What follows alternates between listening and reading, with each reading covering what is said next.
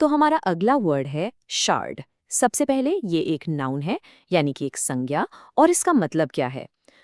Shard का मतलब होता है किसी भी सख्त चीज का एक तीखा टूटा हुआ टुकड़ा। सोच लीजिए, जैसे कांच, मेटल या मिट्टी के बर्तन का कोई छोटा सा शार्प पीस। चलो इसे एक रियल लाइफ एग्जाम्पल से समझते हैं। मान लीजिए हाथ से एक प्लेट गिर गई और टूट गई। तो जमीन पर जो कांच के छोटे छोटे तीखे टुकड़े बिखरे होते हैं ना, उन्हें ही हम शार्ड्स कहते हैं। अब इस सिचुएशन को इंग्लिश में देखिए। She swept up the shards of the broken plate. और हाँ, ये सिर्फ कांच या मिट्टी के लिए यूज नहीं होता। सोचो, आपकी गाड़ी का टायर पंक्चर हो गया। जब आप उसे चेक करते हैं तो पता चलता है कि उसमें एक मेटल का नुकीला सा टुकड़ा फंस गया है। उस मेटल के टुकड़े को भी हम शार्ड ही कहेंगे, बिल्कुल इस सेंटेंस की तरह। A shard of metal was stuck in the tyre.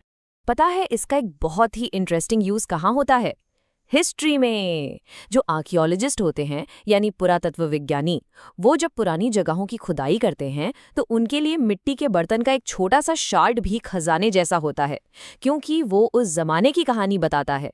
जैसे कि इस सेंटेंस में, the archaeologist found a shard of ancient pottery. तो ये वर्ड आपको रियल लाइफ में कहाँ सुनने को मिलेगा? अक्सर म्यूजियम्स में या न्यूज़ हेडलाइंस में, जब भी किसी बहुत पुरानी और कीमती चीज़ की बात हो रही हो। यहाँ देखिए एक ऐसी हेडलाइन का example, museum displays a rare shard from a Roman vase. Okay, तो अब टाइम है कुछ सिमिलर वर्ड्स देखने का, यानी इसकी सिनोनिम्स। इन सभी शब्दों का मतलब भी शार्ड से बहुत मिलता जुलता है, किसी चीज का एक टूटा हुआ हिस्सा।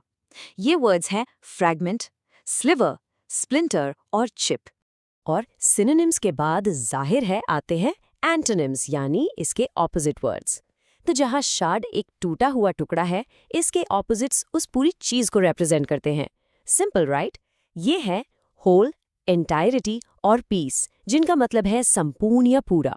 बस आज के लिए इतना ही। मिलते हैं नेक्स्ट वीडियो में। Happy learning. Bye bye.